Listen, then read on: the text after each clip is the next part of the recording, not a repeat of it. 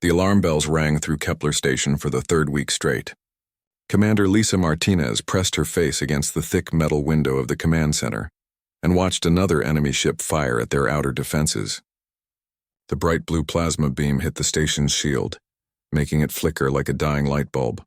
"How much power do we have left?" Lisa asked without turning around. Dr. Amy Foster looked up from her computer screen. Her face was tired and dirty. She'd been working for days without proper sleep. "Maybe 6 hours if we're lucky. The enemy keeps hitting our power generators." Lisa closed her eyes for a moment. 12,000 people lived on this mining station. Families, workers, children who had never seen Earth. All of them were counting on her to keep them alive. But what could she do against 30 enemy warships with only security guards and mining tools? The Zephyrian Collective had been attacking human colonies for months. They were tall, gray aliens with 4 arms and no mercy. Their ships were fast and their weapons were strong. Every human settlement they visited either surrendered or got destroyed.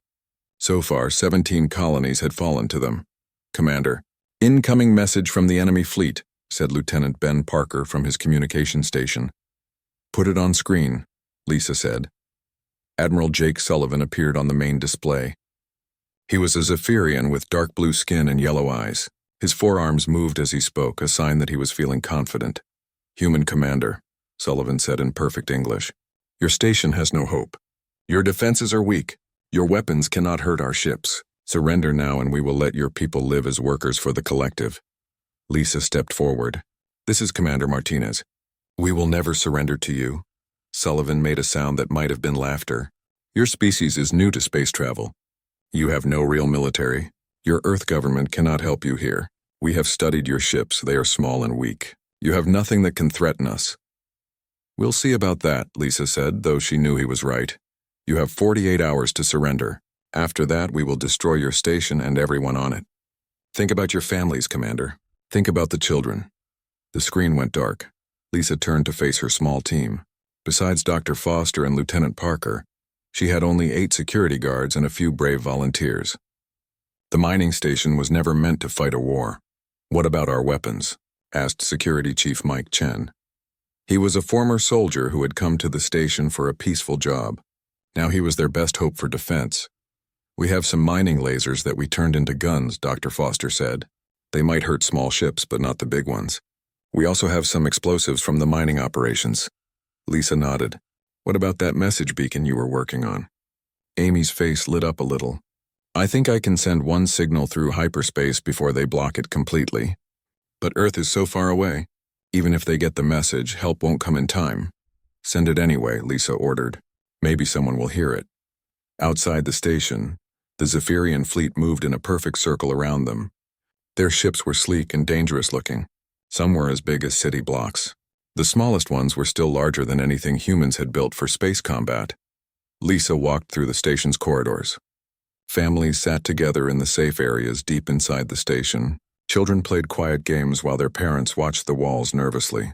Everyone knew they were in terrible danger. "Mommy, when are the bad ships going away?" a little girl asked her mother. "Soon, honey. The commander will protect us," the woman replied. But Lisa could see the fear in her eyes. Lisa felt the weight of responsibility crushing down on her. These people trusted her to save them. But what could one mining station do against an entire alien fleet? In the engineering section, Dr. Foster worked frantically on the hyperspace beacon. Her hands moved quickly over the controls. "I'm trying to boost the signal strength. If I can punch through their jamming for just a few seconds." "Whatever you need to do, do it fast," Lisa said. "They're charging their weapons again." The station shook as another plasma blast hit their shields. The lights flickered. Somewhere in the distance, an alarm started beeping. "Shield generator 3 is down," reported Lieutenant Parker. "We're down to 60% shield strength." Lisa looked at the tactical display. Red dots showed enemy ships all around them. Their own defenses showed mostly red as well, damaged or destroyed. It was like watching a countdown to death. "Got it," Dr. Foster shouted. "The beacon is ready. Sending message now." She pressed a button and held her breath. For 5 seconds, nothing happened. Then her computer screen showed green letters. "Message transmitted." "Did it work?" Lisa asked. "I think so. The signal made it into hyperspace before they could stop it. But I don't know if anyone will receive it in time to help us." Lisa nodded. At least they had tried. She opened the station's communication system to talk to everyone on board. Attention all residents of Kepler Station. This is Commander Martinez. I want you to know that we have sent a distress signal to Earth. Help may be coming. Until then, we will defend the station with everything we have. Stay in the safe areas and stay strong. We are not giving up. She closed the channel and looked out the window again. The enemy ships continued their slow circle around the station like sharks around a wounded fish. Admiral Sullivan was probably planning his final attack right now. Commander, said Mike Chen quietly. Even if Earth sends help, what can they send? Our military isn't strong enough to fight these aliens. Everyone knows that. Lisa didn't answer because she knew he was right. Earth's space navy was small and new. They had a few patrol ships and some cargo vessels, but nothing that could match the Zephyrian fleet. Humans were still learning how to travel between stars while these aliens had been doing it for centuries, but she had to hope anyway. She had to believe that somehow, someone would come to help them, because if no one did, in less than 2 days, everyone on Kepler Station would be dead. The station shook again as more enemy fire hit their shields. Lisa watched the shield strength drop to 50%, then 45%. Time was running out for all of them. Captain Ryan Blake stood on the bridge of the UCS Vengeance and stared at the stars. The ship was so big that it took him 5 minutes to walk from one end of the bridge to the other. Around him, 2,000 crew members worked at their stations, preparing for what might be the most important mission in human history. The Vengeance was 3 kilometers long and packed with weapons that most aliens had never seen before. But the best part about the ship was that almost nobody in the galaxy knew it existed. For 20 years, Earth had been building ships like this in secret while letting everyone think humans were weak and helpless. Captain, we have the distress signal from Kepler Station, said Lieutenant Commander Ben Harris. He was the ship's tactical officer and one of the smartest people Ryan had ever met.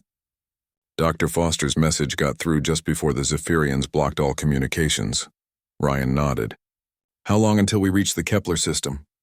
18 hours at maximum hyperspace speed, replied Navigation Officer Carol Davis. The Zephyrians won't expect us to arrive so quickly. Ryan smiled grimly. The aliens thought human ships were slow because that's what Earth wanted them to think. The patrol vessels and cargo ships that aliens had seen were deliberately designed to look primitive. Meanwhile, ships like the Vengeance used technology that was decades ahead of anything the known galaxy possessed. Admiral Kate Morrison appeared on the main communication screen from Earth's Strategic Command. She was an older woman with gray hair and sharp eyes. She had been planning for this day since the first alien contact 25 years ago. Captain Blake, you understand the importance of this mission, Admiral Morrison said. For years, we've let aggressive species think we're easy targets. Every time they attack our colonies, they get a little braver. It's time to show them who humans really are. Understood, Admiral. What are my orders regarding the Zephyrian fleet? Demonstrate our capabilities. Make sure they understand that attacking human settlements is a very bad idea. But Ryan, remember that after today our secret will be out. Every alien government will know that we've been hiding our true strength. Ryan understood. Once the Vengeance revealed itself, Earth could never go back to pretending to be a weak, primitive species.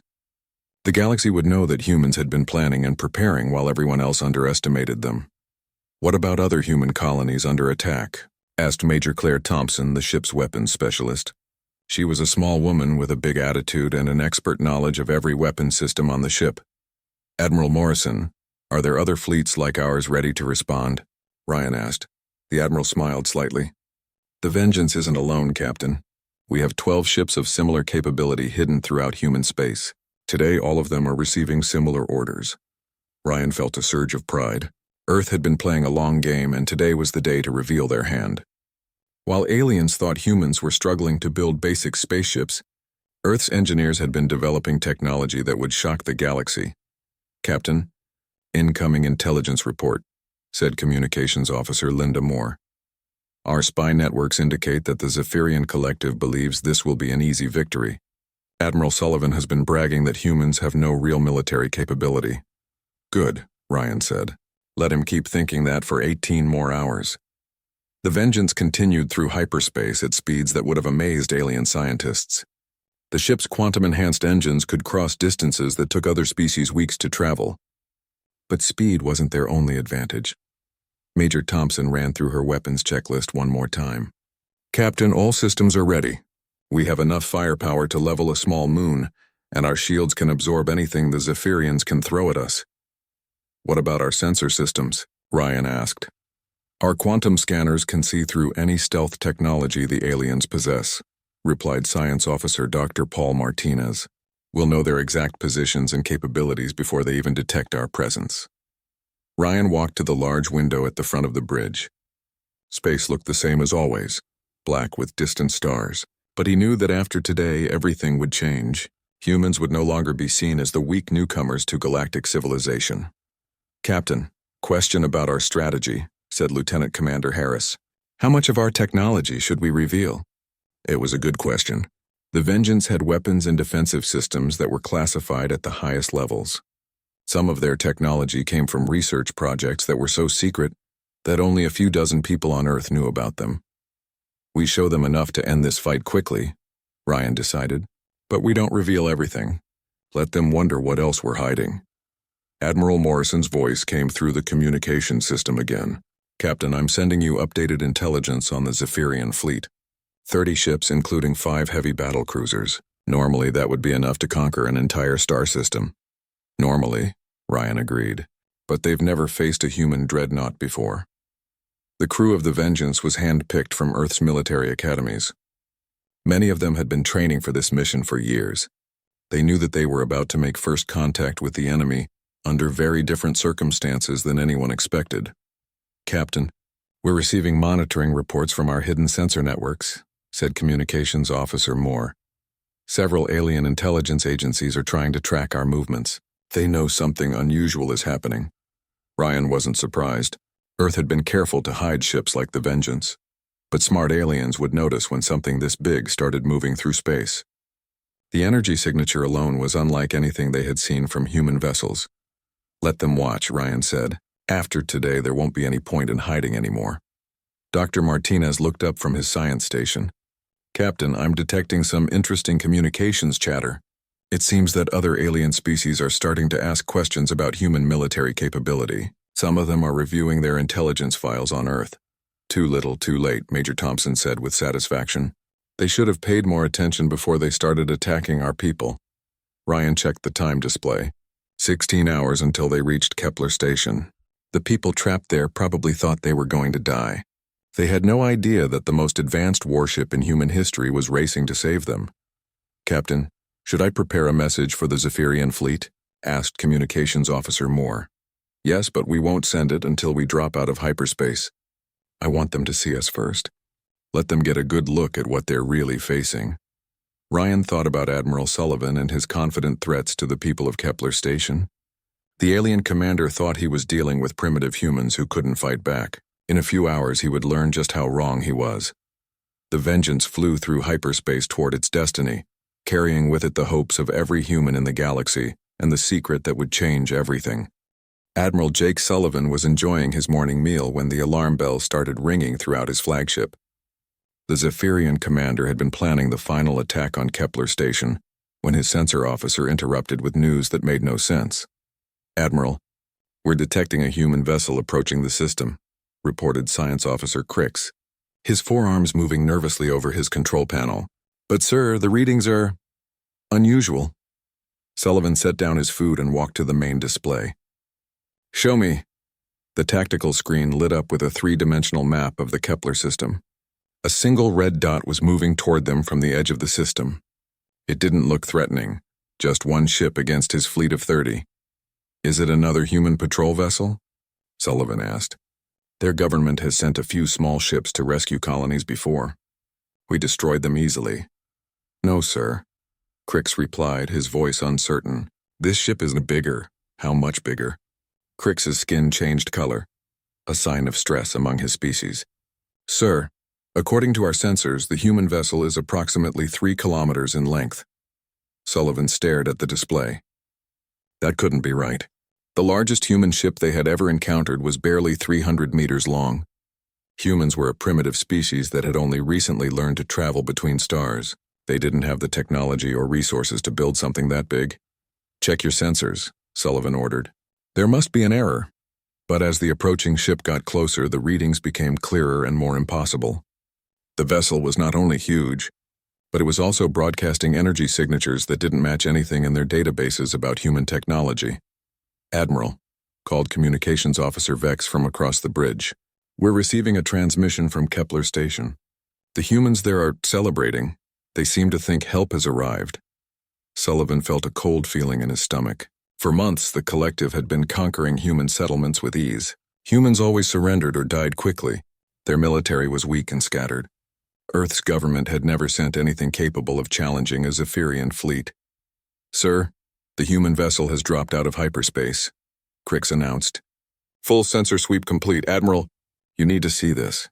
The main display changed to show detailed information about the approaching ship. Sullivan read the data twice, then a third time, but the numbers didn't change. The human vessel was 3 times larger than his biggest battlecruiser. Its energy output suggested power systems far beyond anything humans were supposed to possess.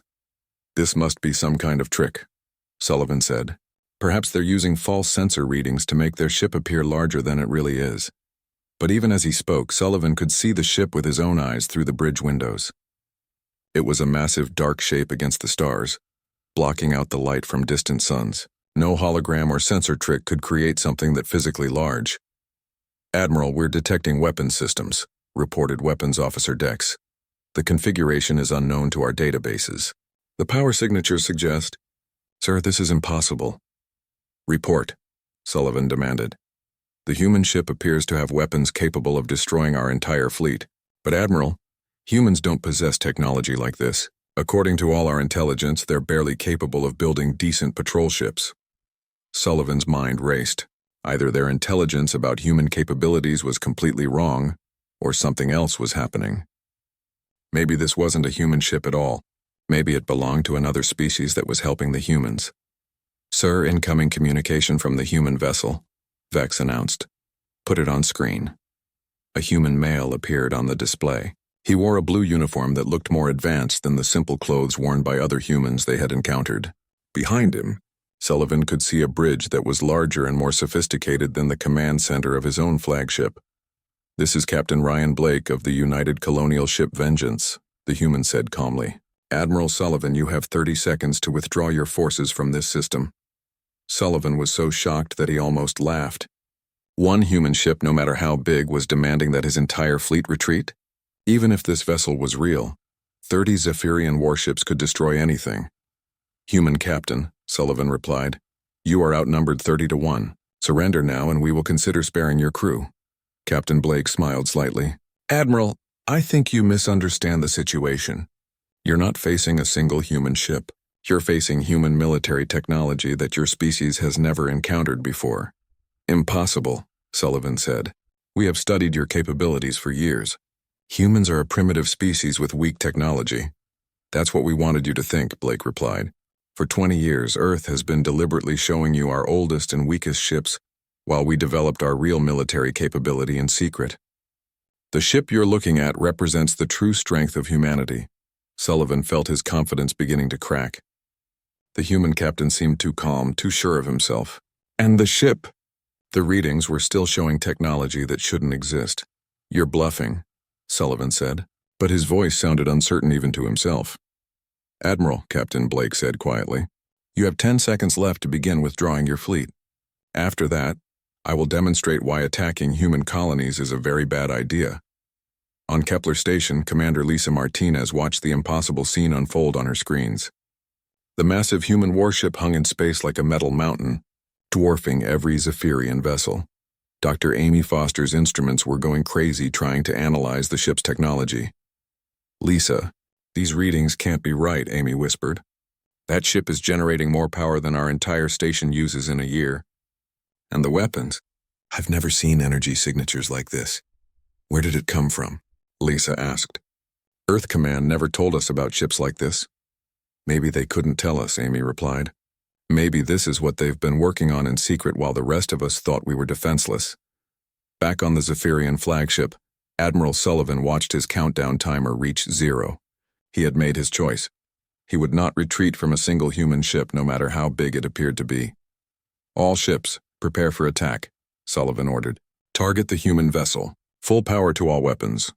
But even as he gave the order, Sullivan couldn't shake the feeling that he was making a terrible mistake. The human captain had been too confident, too calm. And that ship? Those impossible readings. Captain Blake's voice came over the communication channel one last time. Admiral Sullivan, you've made your choice. Now let me show you what human engineering can really accomplish. The massive human warship began to power up its systems, and every sensor in the Zephyrian fleet started screaming warnings that their computers couldn't explain. Admiral Sullivan gave the order that he would regret for the rest of his life. All ships, open fire! Destroy the human vessel! 30 Zephyrian warships turned their weapons toward the massive human dreadnought.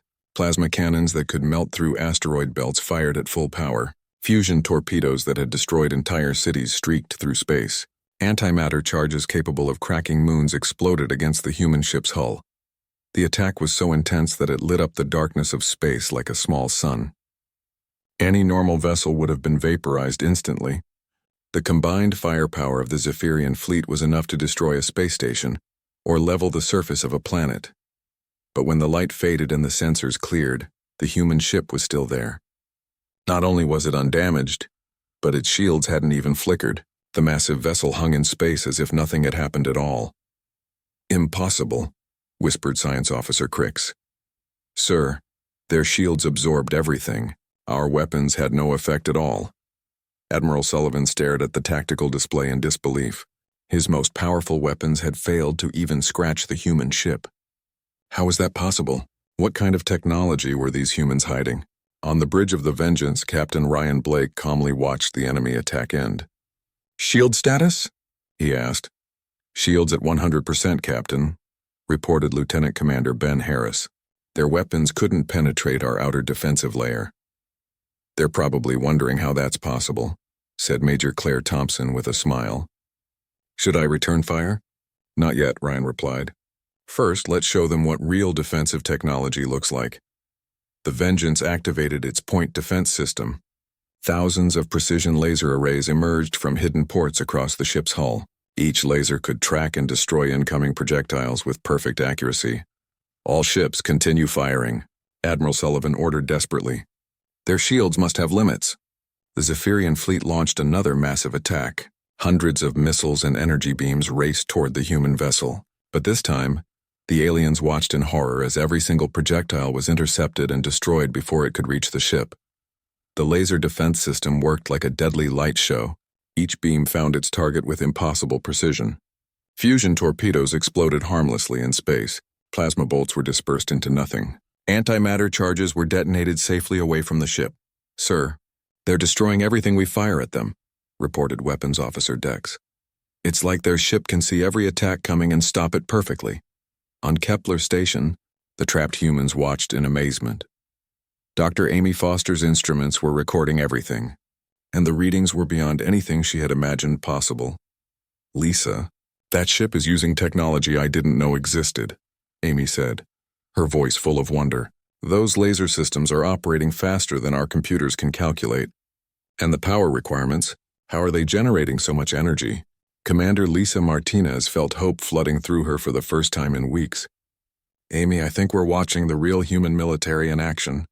This is what Earth has been building while we thought we were defenseless. Back on the Zephyrian flagship, Admiral Sullivan was beginning to understand that he had made a catastrophic error. This wasn't just a bigger human ship. This was technology that was decades or centuries ahead of anything his species possessed. Sir, incoming communication from the human vessel, reported Communications Officer Vex.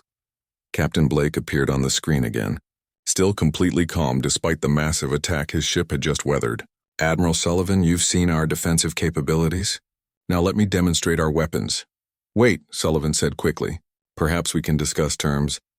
You had your chance to withdraw, Blake interrupted. Major Thompson, fire a warning shot. Minimum power. On the Vengeance, Major Thompson smiled as she activated the ship's main cannon. Firing at 1% power, Captain. A single beam of focused energy lanced out from the human dreadnought. It was thin and precise like a needle made of pure light. The beam struck one of the Zephyrian heavy cruisers, a ship that was 800 meters long and carried a crew of 5,000. The cruiser simply vanished.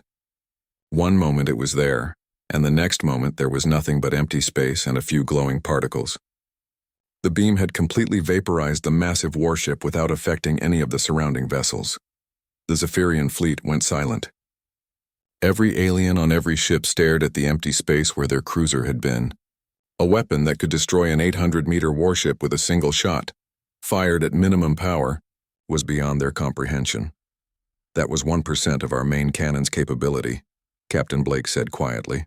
Admiral, I strongly suggest you reconsider your position. Admiral Sullivan felt his legs become weak. His forearms trembled as he gripped his command chair. 1% power. The human ship had just destroyed one of his best cruisers using 1% of its weapon's strength. What could it do at full power? Sir, all ships are requesting instructions, reported Communications Officer Vex. The fleet commanders are afraid. Sullivan understood their fear. He was afraid too. In his long military career, he had conquered dozens of worlds and defeated hundreds of enemy ships. But he had never faced anything like this. The human vessel wasn't just superior. It was so advanced that fighting it was like throwing rocks at a starship. Human captain, Sullivan said, his voice shaking slightly. What are your terms? Immediate withdrawal from this system, Blake replied. All Zephyrian forces will leave human space and not return. And, Admiral, you will share the sensor recordings of this encounter with your government. They need to understand what happens when you attack human colonies. Sullivan looked around his bridge. His officers were all staring at him, waiting for orders. But what orders could he give? His fleet of 30 ships couldn't damage the human vessel, while it could destroy his entire force with ease. For the first time in his career, Admiral Sullivan was completely outmatched. The humans hadn't just built a bigger ship, they had developed technology that made his entire fleet obsolete. Sir, what are your orders? Asked Weapons Officer Dex. Sullivan closed his eyes for a moment. When he opened them, he knew what he had to do. His pride wanted him to keep fighting, but his duty was to keep his crews alive. All ships, Sullivan announced over the fleet communication system, power down weapons and shields. We are withdrawing from this system immediately. The announcement sent shockwaves through the Zephyrian fleet. They had never retreated from a battle before, but none of them argued with the order. They had all seen what the human ship could do. As the alien warships began to power down their weapons, Captain Blake opened a final communication channel. Admiral Sullivan, you're making the right choice. Consider this a lesson about underestimating humanity. The age of humans appearing weak and defenseless was over.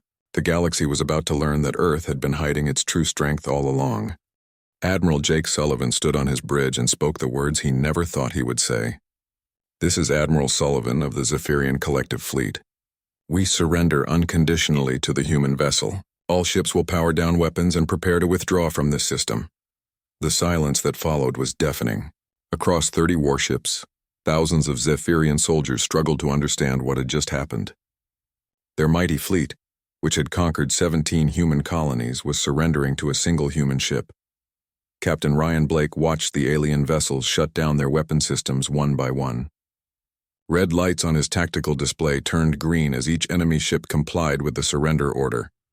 Captain, all Zephyrian vessels have powered down, reported Lieutenant Commander Ben Harris. They're requesting permission to leave the system. Grant it, Ryan said. But first download their complete tactical databases. Navigation charts, fleet positions, weapon specifications, everything. Major Claire Thompson worked quickly at her station. Database transfer complete, Captain. We now have detailed information about every Zephyrian military installation and ship in this sector. Ryan nodded with satisfaction. The message was clear. Humanity now knew exactly what the collective was capable of and where their forces were located. Any future attacks on human colonies would be met with overwhelming force. Admiral Sullivan, Ryan said over the communication channel, you're free to withdraw. But understand that this encounter will be reported to every government in human space. The collective will be marked as a hostile force.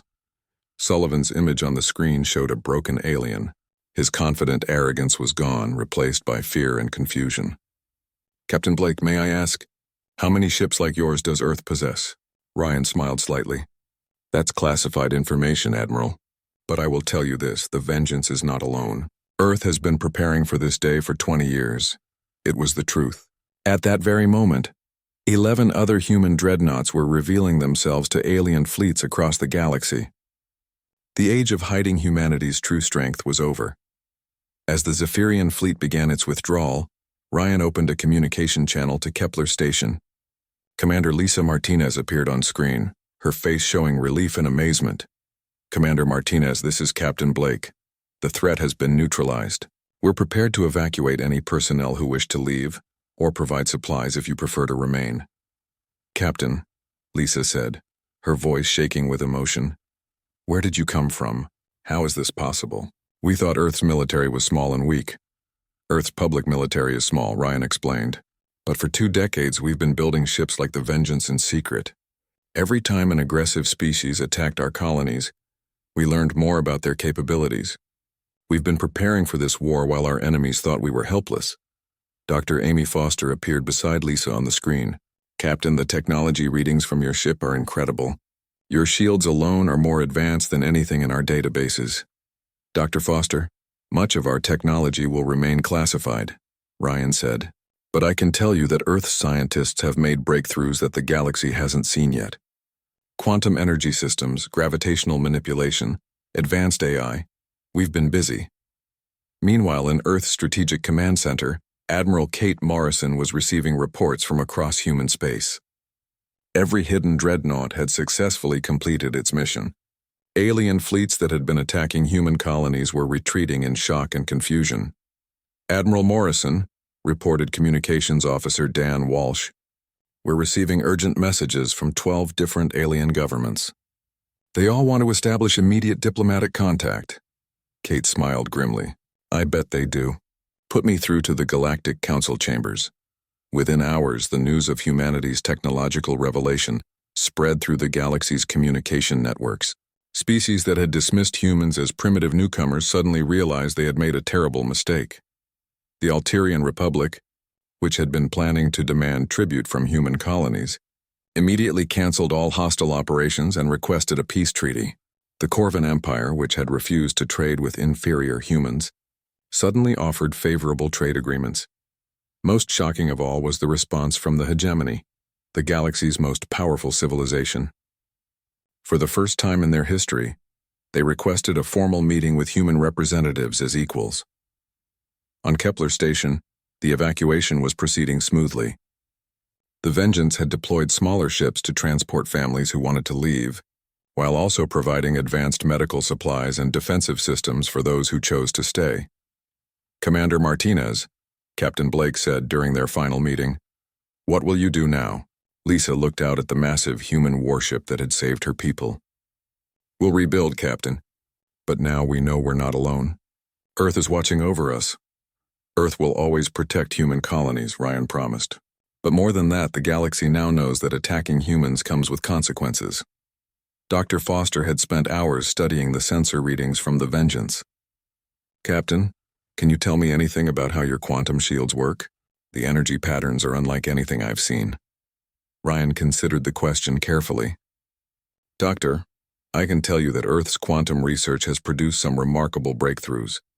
Clean energy, faster than light communication, and yes, defensive systems that are nearly impenetrable. But the details remain classified." As the Vengeance prepared to leave Kepler Station, Captain Blake received a message from Admiral Morrison. "Ryan, excellent work. But this is just the beginning. Now that our secret is out, we need to establish humanity as a major galactic power. Your next mission will be to escort our diplomatic team to the Galactic Council." Ryan understood. The military demonstration was complete, but now came the harder task of changing humanity's political position in the galaxy. No longer would humans be seen as weak newcomers. They would take their place among the major civilizations as equals, or perhaps as something more. The final image of Kepler Station showed Commander Martinez and Dr. Foster watching the Vengeance depart. The massive human dreadnought disappeared into hyperspace, but its impact on the galaxy would last forever. Across human space, other colonies looked up at the stars with new hope. Earth's hidden fleet was revealed and humanity's true strength was finally known. The species that had seemed weak and defensible had proven to be one of the most technologically advanced civilizations in the galaxy. Admiral Sullivan's fleet limped back to collective space, carrying with them the proof that humanity was no longer an easy target. The sensor recordings of the encounter would shock the collective leadership and force them to completely reconsider their expansion plans. In the depths of space, more human dreadnoughts continued their patrol routes, no longer hidden but proudly displaying Earth's flag. The galaxy had learned that humans were not the helpless newcomers they appeared to be. The age of human weakness was over. The age of human strength had begun.